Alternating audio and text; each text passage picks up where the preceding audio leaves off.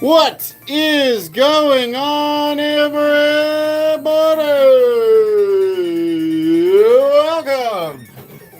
Welcome to tonight's Mystery Knife giveaway live events.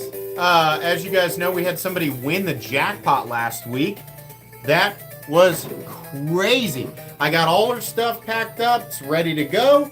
I want to say to the vast majority of people, and I mean 99.99999% of you were awesome. You were so nice to the winner. You congratulated her. You cheered her on. Everything was great. A couple of sour, just barbecue sauce dripping assholes in the community section were like, why did it have to be her? She doesn't even come to the live stream. It should be me. This is bullshit. And to those people, I say, don't ever let me catch you complaining again. Don't you dare. You shut your mouth. The winner won fair and square. Don't complain. Don't be that person who complains. 2 people in a community tab. I was like, man, go back to Reddit, you absolute losers. Losers. Don't complain. Only one person can win. It's luck of the draw. She was cool. She had been, and you know what's funny? She actually had more comments and more participation over the course of a year than the person who was complaining. And the second person who also complained. That person she actually participated more. So, I don't know what that was about, but that really bummed me out to see that. But I appreciate literally everybody else being super cool about it. Oh, I mean, like, you know, jackpot's always going to go that way. Eventually, somebody's going to win it. But I think a lot of people forget, like, it's only going to be one person, and it might not be you, you know? Maybe it is you. Nobody ever expects to win, so. She was super nice about it. She told me that she started, I guess. Maybe she's in here. I think, and you can correct me, Maria, if I'm wrong. I think you said that you had started to kind of watch for your husband, but then you kind of got into it, and then you guys started watching as a family. Like you and your daughter and your husband, like you guys all started watching as a family, which is really cool. Sorry about the F-bombs here and there. But I was like, yeah, that's awesome. So as far as I'm concerned, that's a live participant. That's somebody who's participating and being here. So I thought it was really cool. I got all the knives packed up, safe and sound, and they're ready to go. Tonight, so since we do have to start a new group of 20, we're actually not going to do that tonight. Here's what I'm going to do for you guys, because I think it'll be really fun. I've got 4 pouches. I've got 4 knives. 2 knives in there are premium. But every winner, no matter what, gets a bonus spin. And tonight, if they get the bonus spin, they just get another knife. And I'll make it a premium knife. So both winners tonight, you get 2 knives. One of them could be a premium, right? Because there's 2 premiums, 2 budgets. And then you get a bonus spin. If you get the jackpot, then you win another knife. That's how we're going to do it tonight. So 2 guaranteed, potentially 3. I think that's fair and that's fun. I can only have 1 knife. What is it? Like 1 knife for the rest of my life? It's probably going to be one of the Demcos. It's probably going to be the Demco 8020. Like the full size, like full on 8020. Like, I mean, that's one of the most versatile, durable, dependable knives. A Magna Cut Demco 8020. Shark's Foot. Magna Cut Demco 8020 Shark's Foot. That's what I'm picking. I think that's one of the best choices you can make.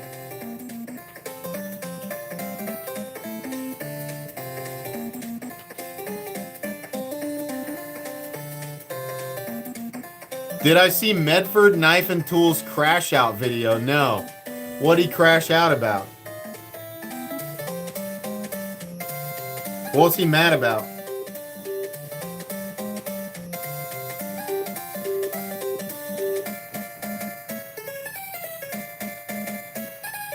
What's Dirty Dan mad about? Oh, he said, I promise I didn't drink too much today. Yeah, I was going to say, Greg crashes out all the time. What's he mad about? I mean, to be fair, I crash out all the time. But what's Greg mad about? Some stupid email.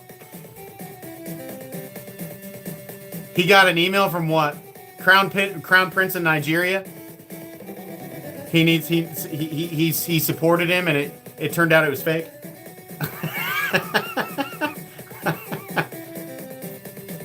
Oh, market price. Okay, well, yeah. I mean, I would venture to guess it's probably frustrating to run a business. I don't know, but I mean, okay. Yeah, who knows? I don't know if he's justified in his crash out or not. The problem is it's probably, if you're Greg Medford, it's probably hard to get people to listen to you. I don't know.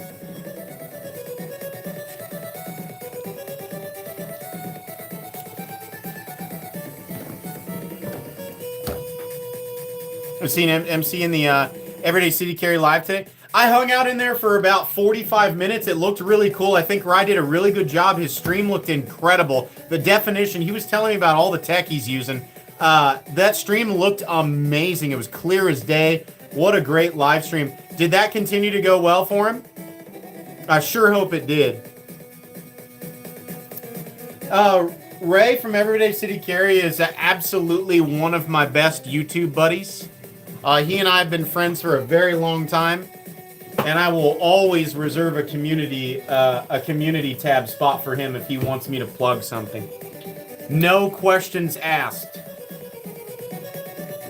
I will gladly lose all community tab commissions for the day if Ray needs something. No problem.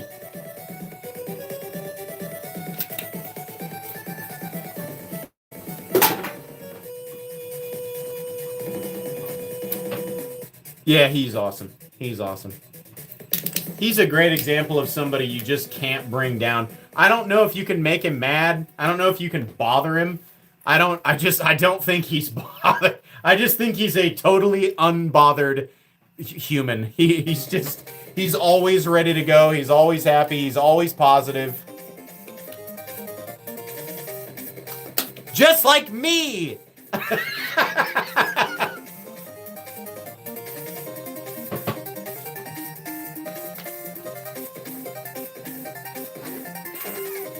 What part of Kansas? I'm from Hayes.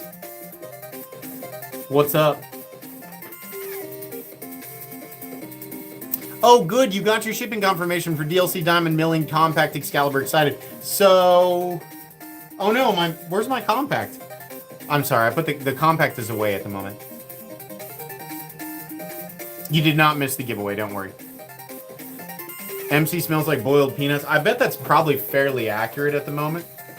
I don't know why, you know, it just is. Right now, I smell like tire shine. Tire shine, I'm pretty sure is very toxic, but it smells like candy. I love how tire shine smells. I probably should be wearing a mask when I apply it, but I don't. I applied it and dabbed it, got my tires just right, just right. I detailed my truck, I worked out for 2 hours. I worked out for an hour and a half, and then I went and ran. I did my cardio, and that took, another 20 minutes or so, and then I laid in my garage in a pool of sweat for 10 minutes. So I say it was a 2-hour workout, and then I detailed my truck for 2.5 hours. I am beat. I did that out in the sun today. It was about 80 degrees, but I got it done.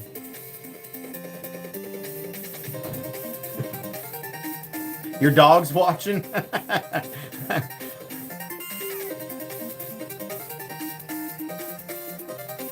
Nothing compared to iron remover. At least it smells good. Yeah, I've always, my thing with car chemicals is every time I spray it and I go, ooh, that smells nice, I think, oh, that might give me cancer. I don't, I just don't know. So I try to not be too crazy and inhale stuff, but I use a lot of different chemicals on that truck. Graphene, leather conditioner. God, man, the leather conditioner, that's a little too much. Leather conditioner is very... and then the rim cleaner and the tire shine for sure. And sometimes, my brother will do a ceramic coating, but I don't mess with that. I let him do it.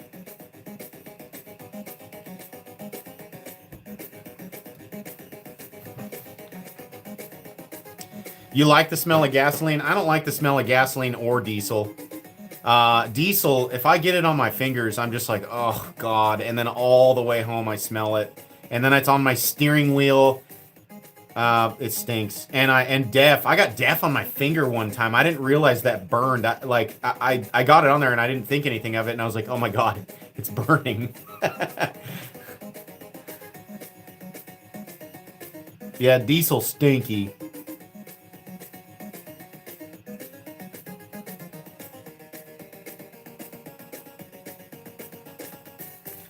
I do like the smell of old grease. I don't know why we're talking about this. Who picked up the Magna Cut PM2 today? I got, I'll just go ahead and thank you guys. I got a notification that 120 people used my link to purchase. This was as of 5 o'clock this afternoon.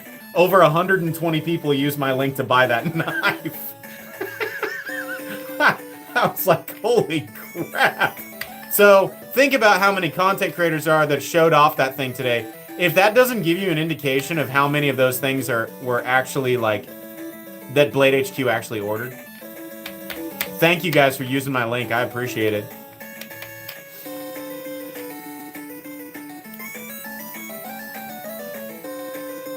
I think it's really good. I also, listen, it's a little high, but considering what they did here, it's not terrible. It is high. Like, realistically, I think Magna Cut and the diamond texturing, like, you charge me $180 for it. I'm okay with that. So it's a little high where they've got it. But it's not like people are crashing out about it. It's not that crazy. I don't know what people expected it to be. Like, versus like your other American options, like a freaking Magna Cut PM2 that's guaranteed to be heat treated properly with diamond texture. My God. I mean, what a legendary pocket knife. Let's count our blessings here. It is a little high. I think it's probably 30 or 40 bucks too high, but it's not insane. It's not like Benchmade charging $50 to $100 more than they should be. Everybody's hoping for Tanto. Blade HQ collaborated with me on my post, which was really nice of them. They didn't have to do that. They got a million posts they can do themselves. But I saw them comment under somebody's comment on my Instagram, and they said, be patient, meaning it's probably cooking. I guarantee you they have another huge Tanto drop. I promise you. And listen, I'm going to get my hands on it. I'll tell you guys way in advance. I'll make sure everybody's ready to go.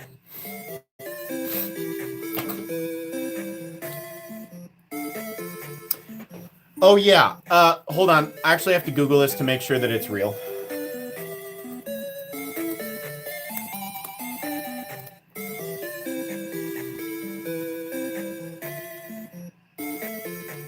He did.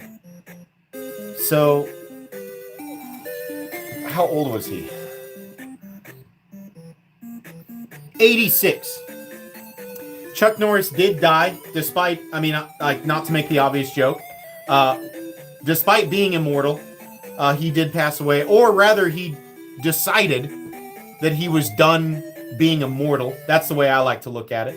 I'm sure all of the jokes have been made. I'm not making up any new ones, but that is sad. I think Chuck Norris lived not only a long, good life, but I think Chuck Norris was a pretty good person. You never know, but it's crazy.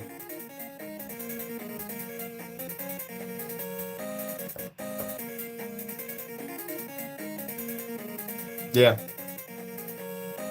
I also Chuck Norris was a beacon of fitness. What's really interesting about Chuck Norris is you look into his martial arts history and his combat expertise, that guy was the real deal. The jokes that people made about him, they barely even measured up to who the guy really was.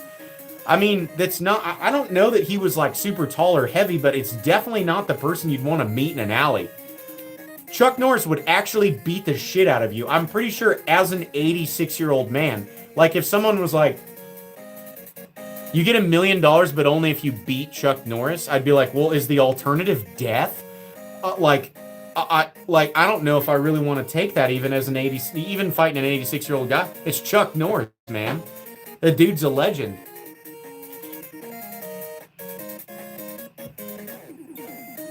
Yeah.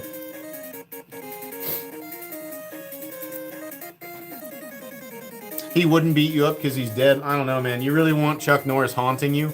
Are we 100% sure he can't just choose to come back? I don't know if it's really appropriate to be making these jokes right now, but I feel like Chuck Norris would appreciate them. I also think that he really enjoyed the jokes. Imagine that you're the guy. He's kind of like Keanu Reeves in that you cannot negatively meme him. He cemented himself in society as a positive meme. We encased him in gold, and we did not allow people to make fun of him. Chuck Norris was just awesome perpetually, which is an incredibly difficult thing to do. You just don't talk shit on Chuck Norris. And he just did that. He just did that his whole life. He just won. He just won everything. And everyone was like, yeah, man, like, everybody's rooting for him. I used to have a Mugen loadout on my computer with like all the different fighters.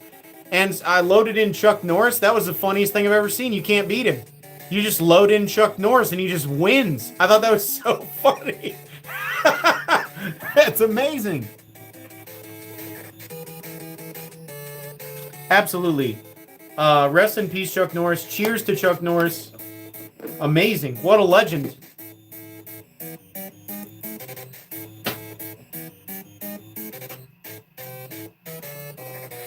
I mean, you can talk crap on it, you're just gonna get booed. Chuck Norris still wins those arguments even in death. Like, you boo him in death and you get the thumbs down. He just wins the argument, period.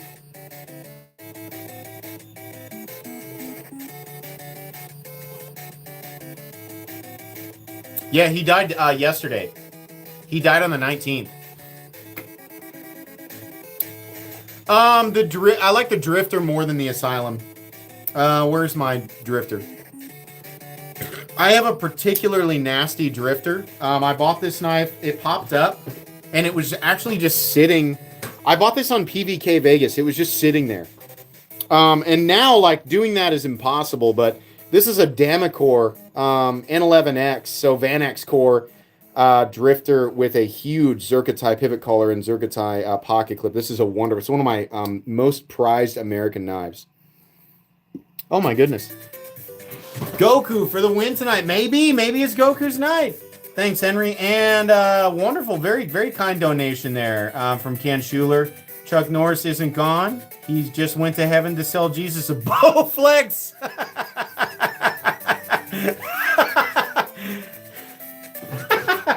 I like to think of his transition into the immortal realm. It kind of like how Goku just pops in and out. Goku's always bothering King Yama, even though he's not really supposed to. Like, he's messing around, hanging out with the gods. He just kind of does what he wants, and they let him come back to life because of all this cool stuff he did. I kind of feel like Goku just, or Chuck Norris kind of just does the Goku thing, you know? King Yama always pissed off. He's like, you can't just come in here. He's like, sorry, I need a favor.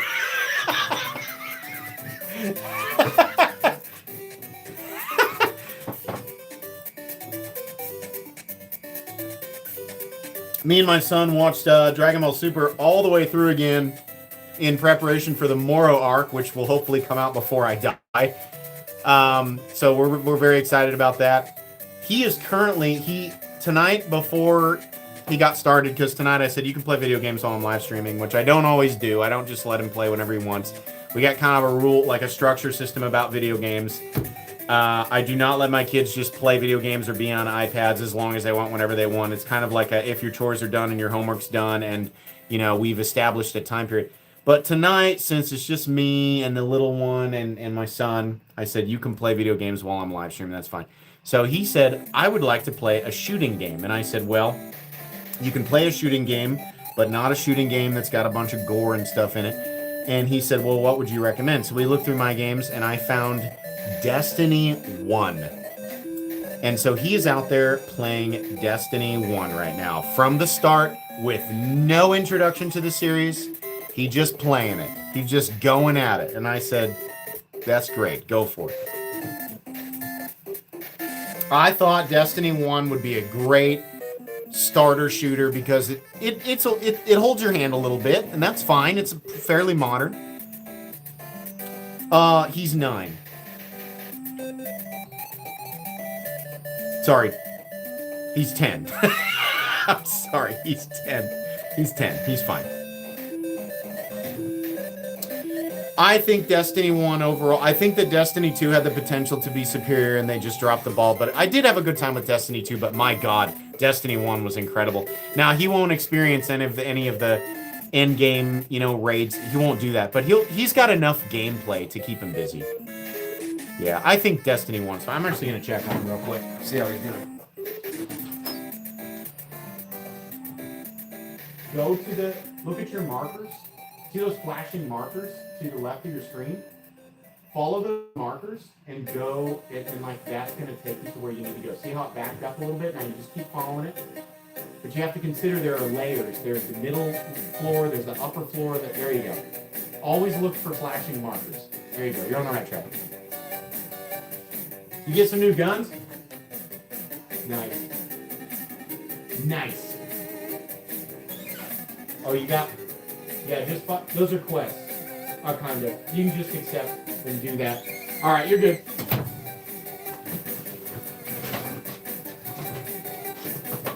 I don't know, man. Like Halo would be cool, but like I've got it on my laptop here, and I need the laptop for the live stream. So he's playing on PS5.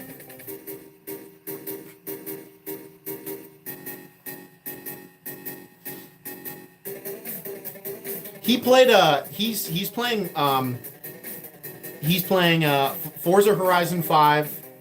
He's got a loaded Corvette. That's the only car he likes to play with. This is Corvette. He's got an S-tier Corvette he races with. And then he's playing Hogwarts Legacy. He's on like level 21, which is great. He's figuring out the RPG stuff. And then there's a couple other games he plays here and there, but mostly the Hogwarts game and Forza. Oh, we got a knock. What's up? And Astrobot. You already beat Astrobot, though. He had to let us know how I wasn't including all of his games. I feel like Black Ops is a little violent. I like Destiny because it's not really gory. It's not really like crazy. It's like aliens and, it's fine. It's not that big of a deal. He plays Minecraft, but not extensively. That's not really his jam.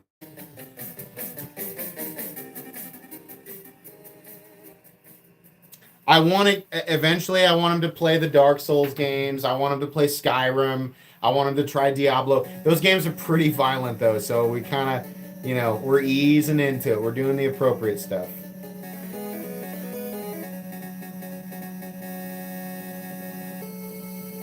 Halo's pretty violent though. Like Halo can be really violent. So I feel like Destiny's kind of toned down Halo. Destiny's Bungie, so. Morrowind, man, Morrowind. So like Morrowind is one of my favorite Elder Scrolls games, but like starting that as a kid who's 10, that's torture. Morrowind made sense to us because that's how games were. It was like, figure it out, asshole. And as a kid, you're like, okay, I guess. But like kids nowadays, like, no, like I need to be there to help him with Morrowind. Dark Souls put hair on my chest, and I was in my 20s.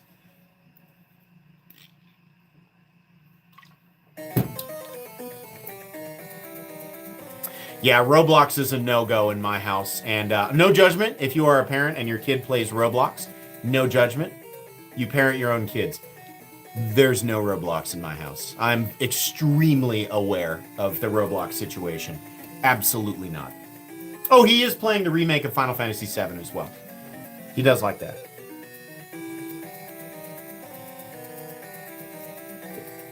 Hyper aware. Roblox was a no-go from the start. I had to tell...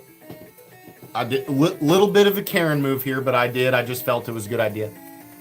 Local library was just giving kids free access to Roblox online, and I told the person, I was like, hey, I'm not gonna tell you guys how to run your show here, but I think you all need to I think you all need to look into Roblox. I don't know that it's a good idea that you're giving kids free access to Roblox here at the library. I think that's a bad idea.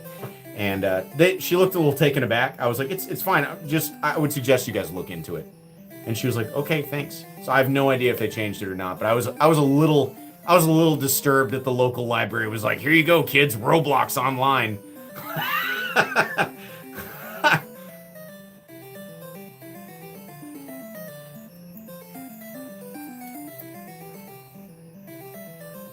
Yeah, online safety is a big deal. We have everything locked down here. I don't give my kids free access to the internet. But again, just because I don't doesn't mean I judge anybody who does. It comes down to the parent. Parents know their kids best. I think I trust parents to make the best decisions, and I would never tell another parent exactly how to parent their kid. I just was at the library. I was like, free access for all of them. I don't think it was a good idea. Hey there, y'all. MC. We're still waiting for the Sugar Off Astrum review. Awesome content, like always. Thank you so much. I appreciate that. You're right. I've actually considered just buying one. I was looking at them the other day. It's a really good-looking knife. I'm 20 and my dad still has my devices locked down. The kids have taken interest in very docile content online. Like, the kids have the shows that they like, but as far as YouTube content goes, the stuff my son likes to watch is very docile, and we monitor all of it, everything. I know my son's channels, like the stuff that he watches, his history, all of that. It's all part of my account, and we keep on top of it. And we talk about it. You know, he watched a video of a Mario game that was a little bit scary. It was like a modified Mario game. And it was a little bit scary, and we talked about it, and I said, well, then we just avoid content like that. If it makes you feel, uncomfortable, then we just don't watch that,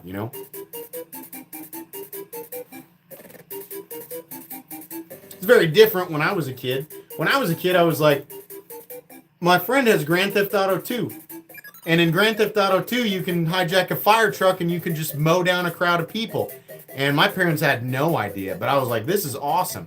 Obviously, I grew up fine, but I think back and I'm like, I don't know if that was a good thing, like we were completely unsupervised for 6 hours at a time. I also remember dumping gasoline. I've told this story before. My buddy and I, when we were 14, bought a bunch of old computer monitors from a church garage sale, and then brought them down to like a dried up creek bed and stacked them up in a pile and dumped gasoline all over them. And we used twine to tie hay to the end of arrows, and we lit it on fire, and we shot flaming arrows at gasoline-covered computer monitors. Was it awesome? Yes. Was it safe? No. But we were unsupervised.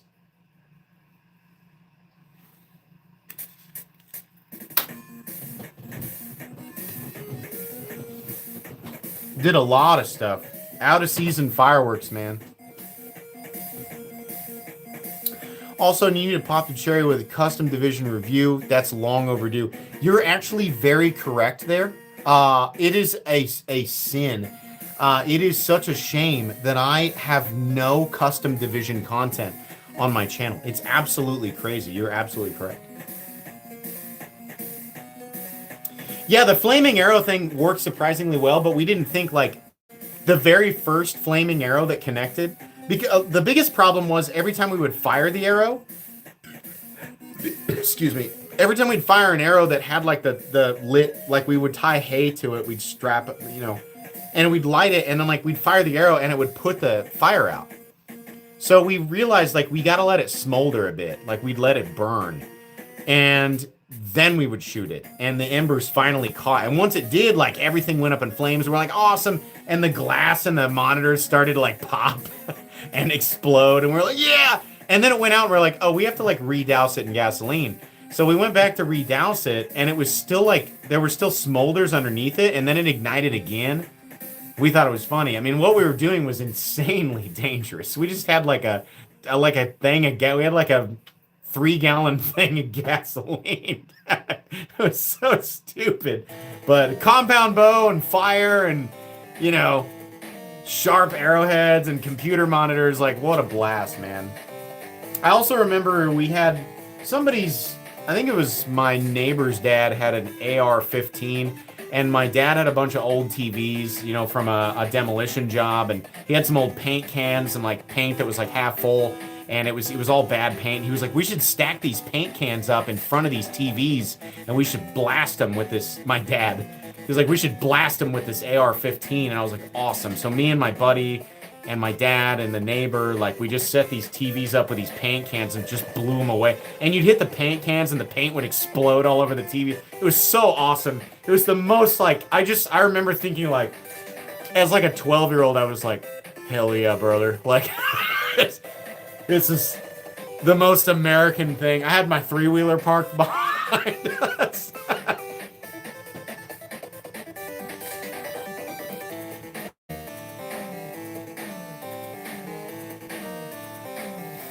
Yeah, so many times, like, you know, like the days, a lot of that stuff is really gone. You know, like kids now are so much more responsible, I think, because of like Gen X and part of the millennial crew, not all of them, but especially Gen X parents are just like, yeah, that was a bad idea.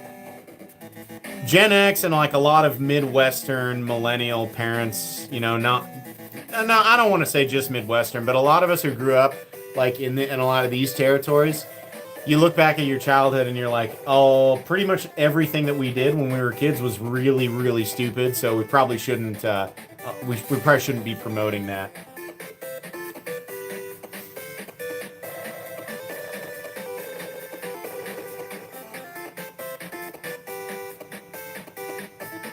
You let him carry a knife. He still has his pocket knife. He has been very responsible with it. He has not cut himself. He has the EMP EDC Pulse, the USA one. It's the sheep's foot or the Warncliffe or however you want to call it. It's a sheep's foot OTF, American made, and that's his first pocket knife. He gets it out when he needs it. He makes little cuts here and there, and then he puts it away. He doesn't bring it to school, and he doesn't carry it anywhere that he's not supposed to. He always asks. So he's doing good. Hey, Rumet, thank you so much for your for the memberships there. Very kind. Remet Infinite Power, by the way, my favorite Remet. I think Remet, I think you guys did a really good job. I love it. I would love to know. I'd love to know, because looking at the design, you guys managed to actually fully encase that blade within the frame. Safely, I might add, even with the false edge. Can I ask why you guys decided not to do a double edge on the Infinite Power? I'm just curious. It's fine with a single edge, but that build absolutely could have gone double edge. I'm just curious why you guys decided not to. And if you don't want to answer, that's fine. I'm just curious.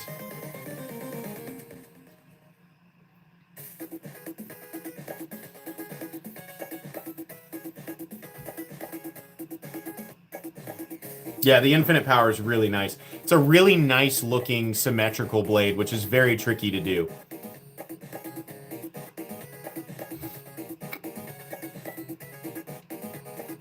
They may not answer, and that's perfectly fine. They don't have to, because the knife kicks ass without it. Do you think ZBP Microtechs will fully go away, even though Microtech said they're going to make them? Still, I haven't seen them dropping at many ZBPs lately. I saw a few drop here and there at some of the retailers that I like to, you know, helicopter. But I don't know. Isn't the lawsuit still ongoing? I have no idea.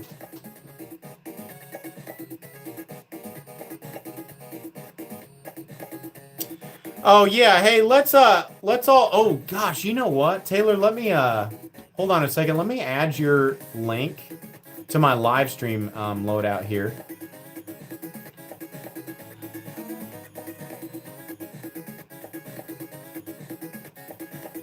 So let me go back here to live streams.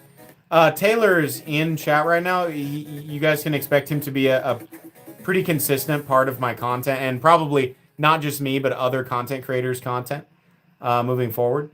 But let's see, last one. Oops, under KNP.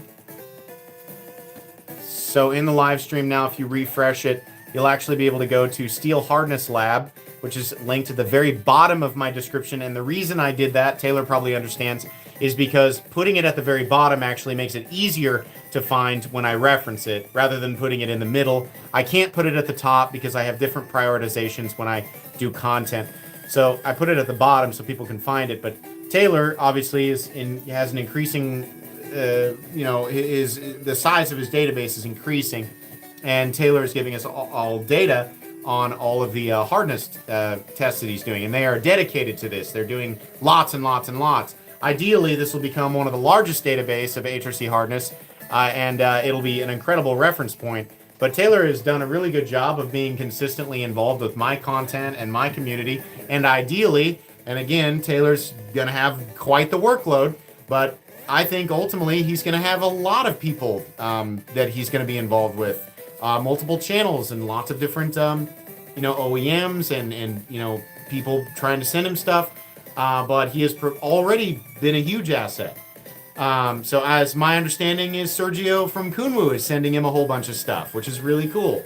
But it's nice of you, Taylor, to do this and to be consistent with us and to provide all of this information. I think it's just really great.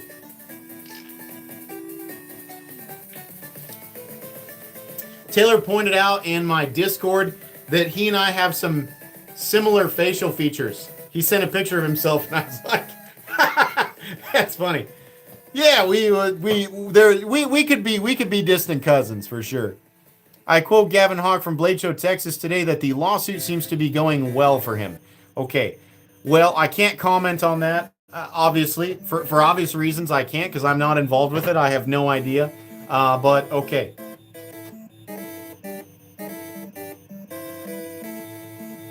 Kissing cousins.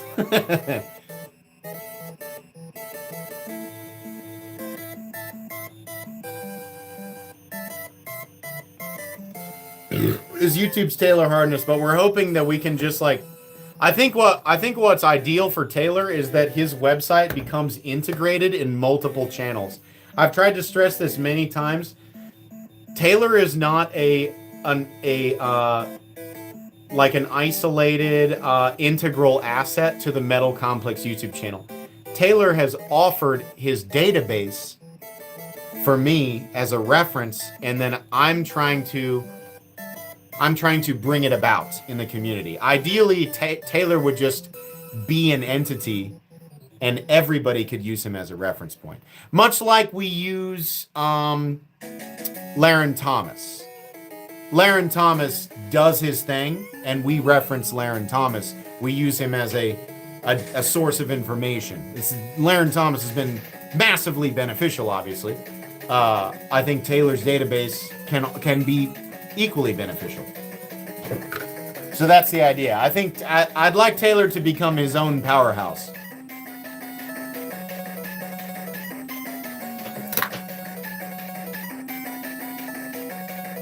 He told me that Taylor says right there, he says, Taylor Hardness has no life outside of hardness testing. And I said, perfect. That's exactly who we want. We want someone to, your life is literally hardness testing. That is his entire life.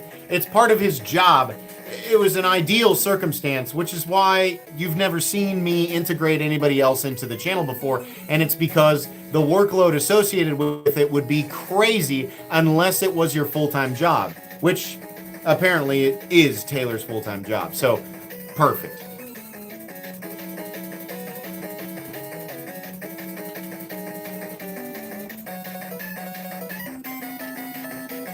Taylor and his crew actually have specific labels in my Discord as Hard AF right now, which was, I think Brew came up with that.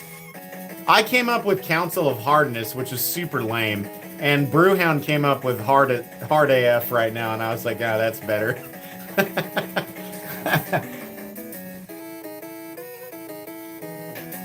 Where is Crucible Steel made now? I heard that they had a buyout, but what that means is like who owns it right now? I don't know. I mean, I don't know. Like the rights to certain steel, like the patent to certain steel is expiring, so certain steels will go to Neptune. I don't know. Like certain steels will get relabeled as other things. I mean, the cake mix will stay the cake mix, but how it doesn't really matter as long as the cake mix is correct. How the individual companies who acquire this steel heat treated is ultimately what it comes down to.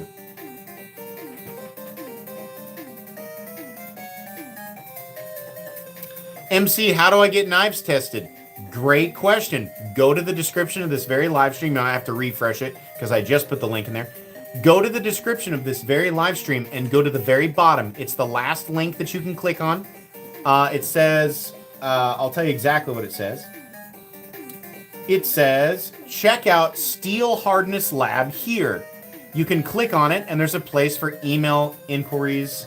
And I don't think he charges very much per blade. I think Taylor right now is charging very little. So, might take a bit, but you can send your stuff in.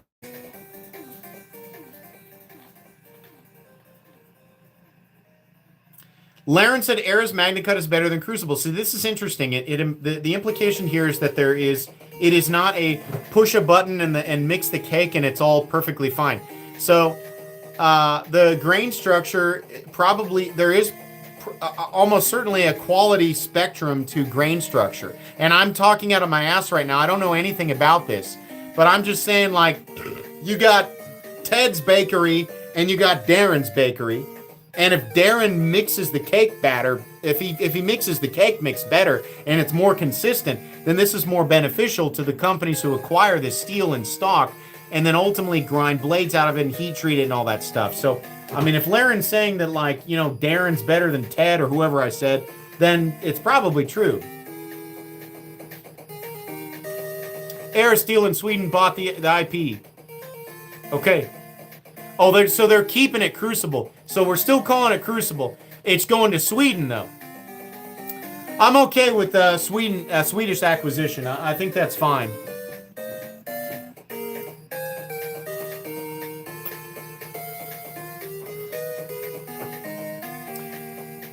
Bad K Arma says, I'm gay. I think that's fine, man. Power to you. Thanks for being here. And if you're not, that's also fine, too. Whatever, man. I charge $10 a blade, $7 a blade after 1 to 5 days. I mean, that's pretty good. Like, the early days of this right now, if you're wanting to get stuff tested, like, this is part of, like, me pushing his site, is we want a lot of data all at once. So this is really cheap. Like, it's honestly stupidly cheap. So if you guys want stuff tested, like, we don't just want stuff. I say we, like I'm part of it, like I'm part of his Avengers crew. I'm not. I'm just being the catalyst here, but like, the idea here is a blast of data. This is beneficial, right? I'm sure they have some entry kinks to work out and site development stuff to work out, but ultimately, this is a massive, like, benefit to the community. Show the new PM2. There's a good chance I'm just going to go ahead and EDC this. I've wanted to just EDC a PM2 for so long. I haven't decided to move the pocket clip yet. I'm keeping it kind of in its, you know, perfect form right now, but this is such an incredible user. This is like an Omega level EDC. So there's a big maybe there. The diamond texturing is really pushing me over the edge. Oh, excuse me. Roblox is a cesspool of, yes. Keep your kids away. I agree with that statement.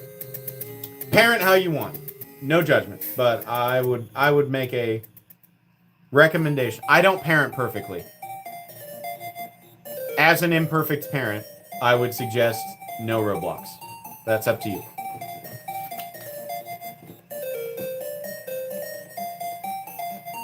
I should give it away to you. How do I feel about neck knives? It's annoying to keep something under my shirt. I don't like it. This isn't information I've ever made public. I do actually have a lot of hair on my chest, and I don't like stuff getting caught in it. It bothers me. So I don't like to wear things under my shirt. I don't want to wear it over my shirt either because I think it looks weird. But no judgment to anybody else who does it. I'm new to the knife world and was given a Benchmade Claymore. I love it. The CPM D2 blade loses its edge so fast. Why is that? Welcome to the knife community. This is a wonderful... This is a let me take a moment here to just highlight how wonderful this person has made himself known to the community. Most of the time, new people love to kick in the doors with their butt cheeks spread, judging everybody. This person has not done that. Quasar Shift CC has just said, I'm new, I have a question. What a wonderful way to introduce yourself. What a polite way to do that. We usually don't get people who are as polite as you, and I think that this should be highlighted. Thank you so much for that. I'm going to tell you right now that Benchmade actually has a pretty bad track record, and Taylor eventually will be able to clarify this. I don't think they heat treat their D2 very well. D2 has the potential for very, very good edge retention, but D2 needs to be heat treated to about 61 to up to like 63 with a bare minimum of 60. It's very similar to the parameters of M390. So probably it's because Benchmade's hitting that stuff at like 59 would be my guess. I do like the ZT-0203. I do think it's overpriced, but it is an awesome knife. Wasn't that a nice way for him to introduce himself? Like, new people always come in and they're just like, I'm new. You guys are dumb. Like, that's how I always get it. Like, people who are new to the community, they rarely introduce themselves so calmly and ask a question. It's so rare. What a nice way to do that.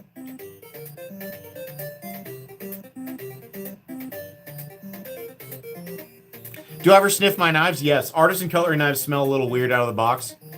I don't know what it is. The best smelling knives out of the box? Rob Johnson's. Why? Because they use a cedar box. You get a Rob Johnson's knife, you get a cedar box that they make, to my knowledge. It smells wonderful. Actually, I'm going to smell this one right now. It still smells good. Still. The mini cedar, actually.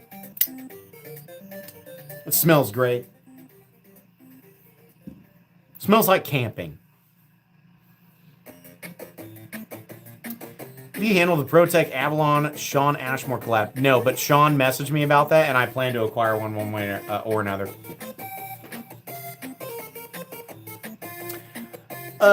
Should I sniff my Uranus? Oh, I didn't. It doesn't work in that. It works when you type it, but it doesn't work when I type it. Should I sniff Uranus? It's pretty good. Clean. Mechanical. Well lubricated for sure. Uranus. Well lubricated. Yeah. Very metallic. I did what I could with that joke. I salvaged what I could. Can confirm Benchmade D2 is worse than Rat 1 D2. That's fart. That's super fart. Rat 1 D2 is bad. Rat 1's OS 8 is better than their D2. My wife is giving you funny looks. I'm sure the number of wives that are just sitting in the vicinity of this price range. All the wives out there, hello. Hello, please say hi back. All the wives out there. I'm sorry I yell weird stuff and your husbands are locked into this weird metal complex guy. I'm here to tell you, though, it's not a fad. They're here to stay. Your husband's a knife guy? Hey, you're a husband who's weirded out? Your wife is a knife guy? They're watching me? Sorry. I'm going to be a part of your family for a bit. For a while. Possibly forever. So, thanks for tolerating me. I genuinely appreciate it.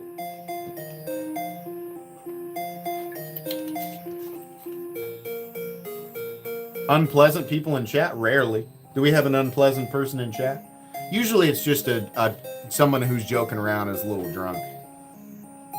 I got so many funny looks from significant others. There's 826 people in there. There's surely a bunch of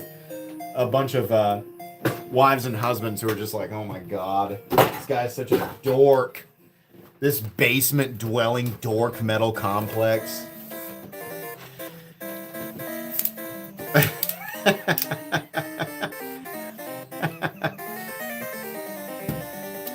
I would venture to guess the number of people who like to drink and enjoy live streams. I bet my live stream has a pretty high ratio. This is a bit of a party stream.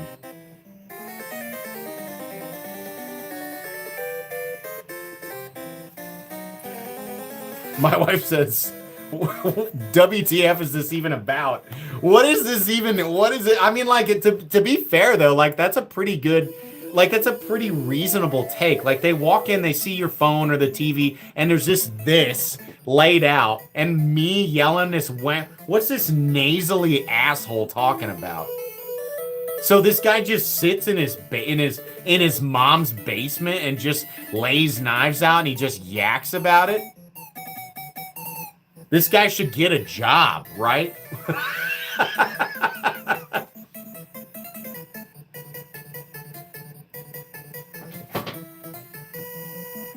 It's about nonsense with a K. We spell nonsense with a K here.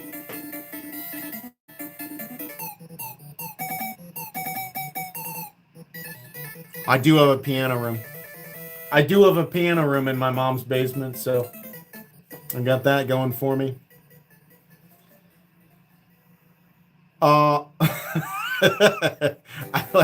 There's no fighting it, guys. The vast majority of people who have ever come across my channel, they think 100% it's a guy living in his mom's basement. Why would I fight it? Just let it be. Let people think what they want. It's perfectly fine.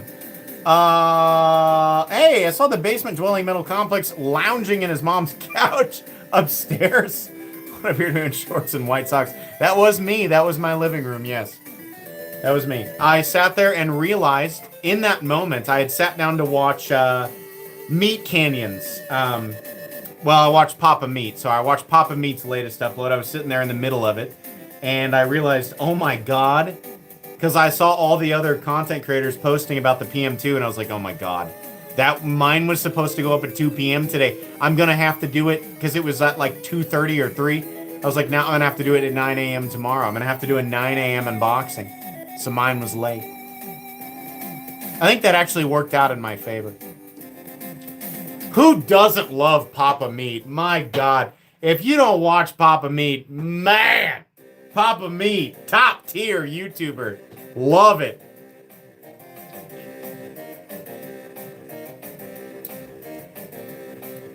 Taylor says that Strider doesn't review well under hardness testing.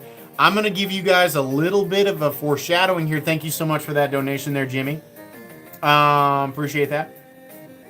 The Strider did not review well with me. As of right now, I have here an exceptional example of a Strider. This is hands down the nicest Strider I've ever handled. It is superb. It's also an S30V, which, Taylor, you can correct me. Their S30V, I think, has tested somewhat kind of okay with you, but we'll see. I might actually send this one into you as another point of reference. But as far as fit and finish goes, this particular Performance Series Strider is great. The one that I actually have been carrying, which is the DGG, was incredibly disappointing for a number of different reasons. I also am very irritated with Strider's lack of available information on their base pricing or their tiered pricing. It seems so arbitrary. Oh, Taylor's donating to me to answer this question. It's very nice. You don't have to do that, Taylor. You can just keep yelling and I'll point something out. That was nice of you to do that. I'm really frustrated that there is no price tier. Like, Strider won't leave. The thing that bothers me is on their own website, when they launch blades, like, you can see the prices in the moment. Like, they have some SMFs up, or they did some Bowies for like $850. Once they're gone, they're gone. We have no point of reference. Leave them there. Leave the sold listings up so we can see. We can't see. Everything's so arbitrary. It's ridiculous. Going to have a permanent dent in my thumb from fidgeting the Drop Bear Zero. It's a problem. The Drop Bear Zero is pretty cool. I also discovered that the Drop Bear Zero, and along with a number of other Kaiser knives, actually has a shaved off spot in the stop pin where their top liner lock actually does interact with both the stop pin and the lock face of the blade. Now, correct me if I'm wrong, but is the Spyderco compression lock, the reason they call it a compression lock is because it compresses between the stop pin and the blade lock face. Can someone confirm this? It actually has 2 contact points. Stop pin and lock face. Is this correct? I took it apart. Okay. The Drop Bear Zero, along with the Ringbow and this is a top tier budget. This is one of the best budget knives you can buy. The Sheepdog top liner lock, button operated top liner lock. These knives also have a contact point between the stop pin. The stop pin is like a moon shape, like a half moon shape. Sorry, the lock bar actually does contact both that shaved off spot on the stop pin and the lock bar.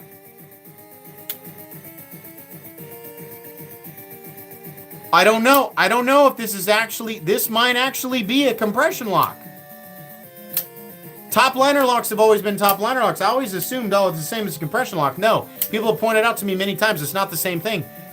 Kaiser might actually be doing it.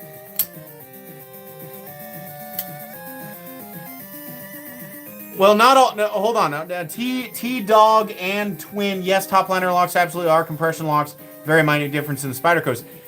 Most top liner locks that I have looked at have only been engagement behind the blade instead of underneath like a traditional liner lock. It's been behind the blade, and that's the only contact point.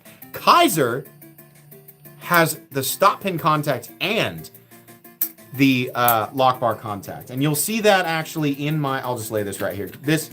The Sheepdog top liner lock is incredible. It is a contender with the Porcupine and the Vosteed Raccoon for the best budget knives of all time. This is an incredible knife. Nitro V, G10, you can get this wacky, like, melted Snowbro scale. Whatever. $69. Top tier. Buy it. Buy it.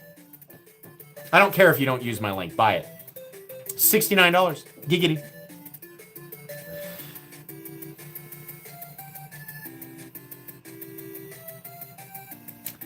My wife didn't like that burp either, but I explained it's a male bonding thing. W comment there. It absolutely is.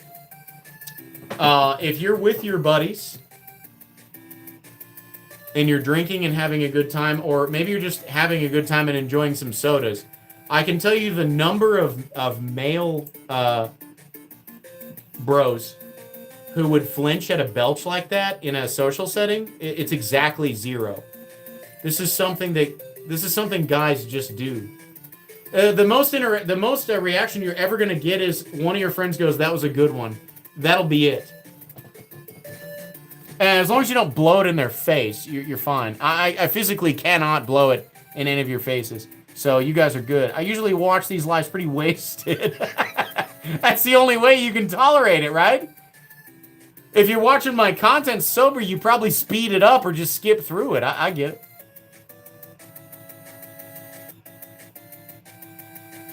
For someone new to knives, is it better to stay with a larger knife maker, or is there a smaller maker I should look at for the $200 to $300 range? It's actually a really good question.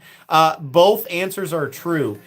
Larger knife makers can be good because they have a lot of they've got skin in the game. They have a lot of reason to keep their quality control up. But in a lot of cases, they fall short because their name has gotten too big. In some cases, with smaller knife makers, they kind of jump into the game, trying to take advantage of people who don't know any better. They advertise, products that don't have fit and finish standards like up to par. They don't have their heat treatment up to par. But sometimes, and part of what my channel does and many others, we try to dig out those smaller knife makers who are not charging very much and who are doing things by the book. And actually providing really nice, high-quality cutlery for a reasonable price tag. You can go through my playlists, and you can find tiered reviews, budget knives, different knife makers like ZT, Spyderco, and Benchmade all have different playlists. Hinderer has playlists. It depends on what you're looking for and what you want for your product, but the truth is that every single price range has a high and low quality, just like you would expect. And the whole purpose of knife reviewing within the community, and not just this channel, is to weed out the bad actors and to celebrate the good ones. And it's a little bit of a ladder climb. It's a little bit of a discovery thing for yourself, because you can only take the word of somebody like me so far. I can only, like I'm a design reviewer, so I can give you my experience based on like a casual use scenario, and I can give you my expertise like handling a knife and telling you, does it meet the fit and finish standards of the, you know, the price that it's in, given where it's manufactured. I can give you that information. What I cannot give you is how well is it heat treated, the quality of the steel, right? This is why I've recruited Taylor to help me with hardness testing, to give me a database that I can reference. It was a very, very good question. That guy's off to a good start in his knife journey. What a great start. That dude rolled maximum on his knife character. He rode max rolls. What a great question.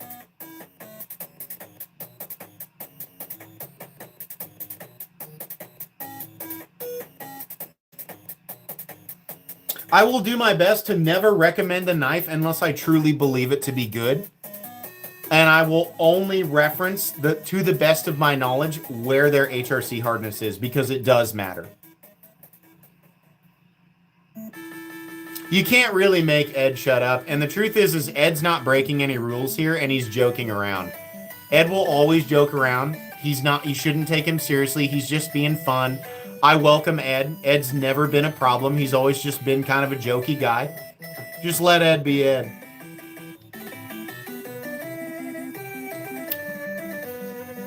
Our resident White Run crazy guy. that's where it is. Do I recommend Microtech? Microtech makes a good product, and their HRC ranges have gotten better. You're going to pay for it. You want a Microtech? It's an upcharge because it's a Microtech. They've had some good, within the last year or two, they've had some really well-priced items. They've gone ahead and done exactly what we all expected Microtech to do, and that's overcharge for things that became insanely popular. Ironically, from us reviewing them and saying, these are really good knives, and they're a great price, right? So I like for example, like with the MSI, I was like, what a great product from Microtech, what a great price. You all should jump on this. Microtech goes, oh, you like this? You like this? That'll be $80 more, idiots. That's what they do. And people like me go, damn it! I'll take 8 more. Because you're hooked. You're hooked.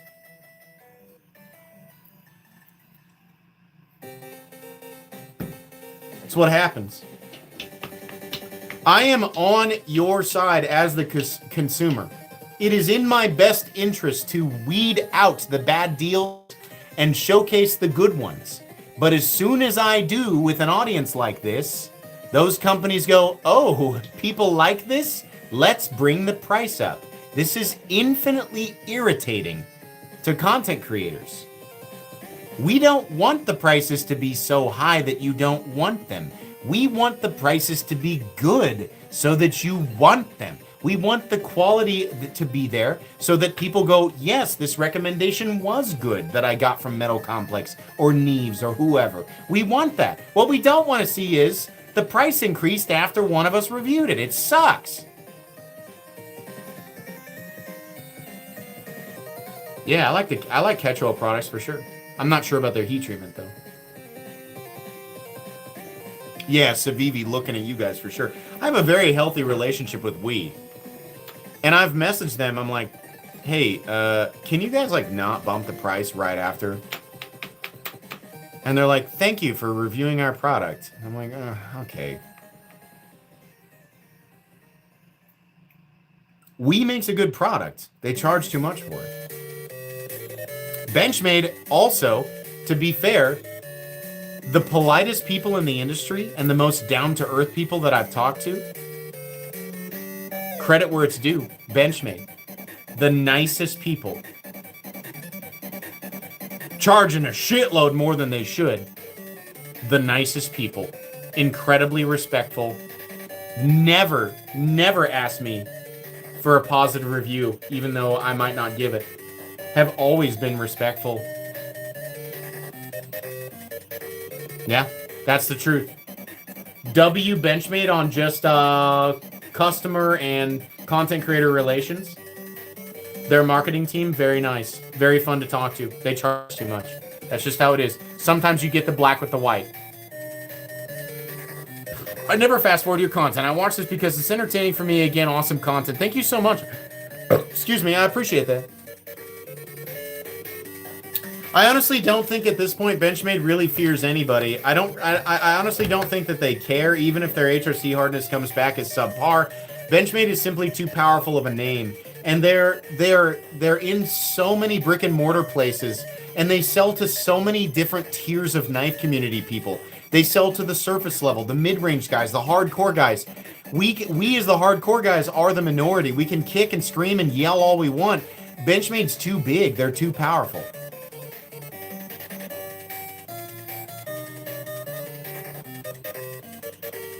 At the end of the day, they are a business. And this is something that everybody has to remember. Even I am a business. Everybody is trying to sell a product. If you reach a threshold where you have more cards, play your cards. That's how it works. The only thing we as reviewers can do is point out this is no longer a viable purchase. That's where it is. That's all we can do. That's all the power I have. This is no longer a product I recommend. That is the maximum. That is my Ultra Instinct Kamehameha. This is no longer a product I recommend. Does this really affect Benchmade that much? I doubt it.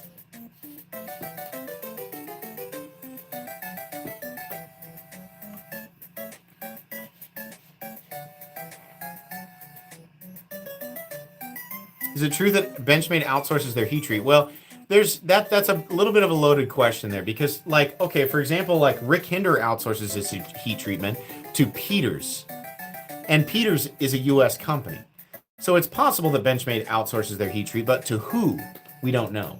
At least I don't know. So potentially, but that's a fairly common practice. Not all heat treatment is done in-house.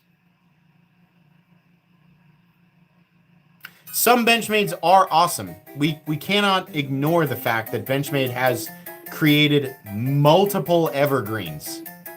Deserved evergreens. They are capable of making a superior product, but they want you to pay for it. Okay, let's do a giveaway. Oh my God, is it almost time? I was like, this dude's calling me out. I'm not ready yet, and it's not time yet, but he's actually right. It's almost time. Should you buy a Demco? Absolutely. Yeah. Do you recommend a good OTF under 200? The best OTF under 200 is the Max Ace Neptune, and it's very hard to find. I just so happen to have one. There he is. The $108 Max Ace Neptune is the most superior sub $200 OTF on the market. It is exceptional.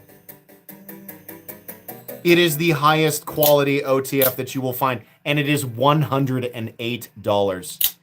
It's insane. The Kershaw Livewire on sale is your best bet outside of that, under 200. But if you're looking at 200, Kershaw Livewire probably. That's your best bet. But if you're going to go under 200, hunt down one of these bad boys. God bless the Max Ace Neptune. What an absolute beast. So good.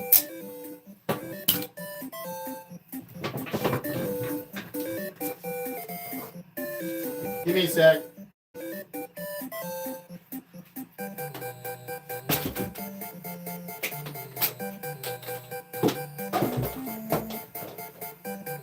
I gotta find it.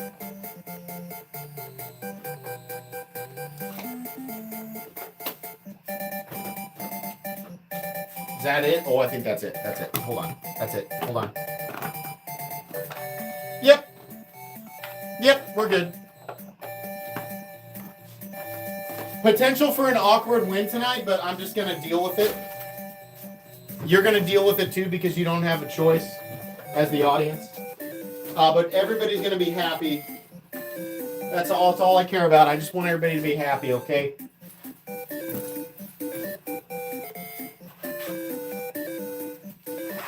I forgot to actually put the knives in the pouches. That was the problem.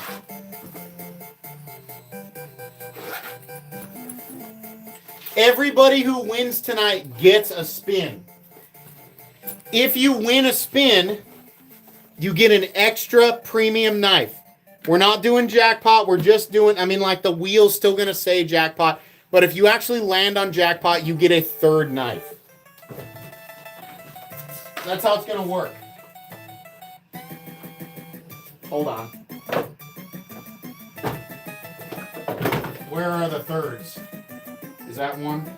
Oh, there it is. Okay, that's a big one. Now the other one. Perfect. I got the bonus prizes ready to go. I got the regular prizes ready to go. Who's ready to spin? We got 1,000 people in here. Has everybody done the thing on the square? If you're new, you have to do this, okay? You can't just do whatever you want, type it. You can't write a word on a piece of paper and mail it to Saturn. It's not going to answer you. You have to do this. Leave a comment in the description. I'm sorry, in the description is an entry link. It's right at the top. Just click on the link. It's not a trick. You just go there and you enter. That's it. It's free. But speaking of things that are not free, my Patreon. It's not free, but there's a massive number of benefits, including an upcoming monthly giveaway where I give away only premium knives. These are tiered. $1 tier grants you access to one premium giveaway per month. $3 tier grants you access to aforementioned giveaway plus an additional $3 tier premium giveaway. It's worth a little more money. The $5 tier grants you access to the 2 first giveaways plus an additional mega valuable premium knife. Sometimes $300, $400, even $500. It's a good perk. Once a week exclusive content is also granted to you at $1, the $1 tier. The buy sell trade, instant access to my Discord, and access to private knife sales forever, where I massively discount things. If you would like to support me on Patreon, I promise to use the money to buy more knives for content, because that's what I do. There's a link right at the top of chat. It's that big, long, pill-shaped white oval. You just click on that. You can go to my Patreon. You can support me, and you're instantly part of whatever tier you have entered. I would greatly appreciate that. And like I said, there are upcoming giveaways. Literally here in just a couple of weeks, we're doing more giveaways. So you can do that if you want to. Tonight's giveaway on the live stream that you're watching right now is completely and totally free, and it is not required that you are a channel member or a Patreon member to enter. But if you want to support me, you can. It's right there. Okay. I'm doing... these are my own ad reads. I feel like I do. I feel like I do okay.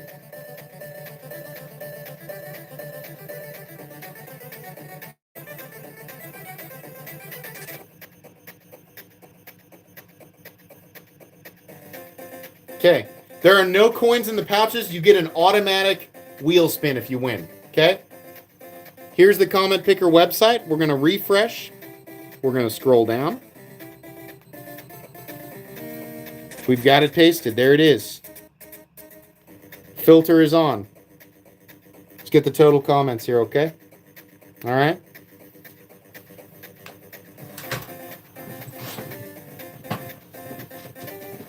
It's on, boys and girls. 2% of you statistically are female, so thank you. But 98% boys. Not statistically, it's just based on channel demographics. Okay, the first winner of this evening.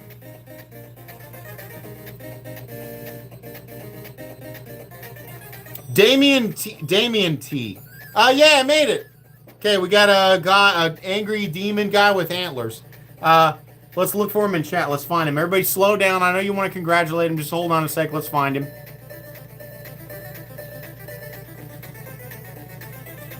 Make yourself known. He said, oh my gosh, I'm here. There he is. Congratulations. You get to pick 2 knives, 1 through 4. Just specify the number and I'll pull them.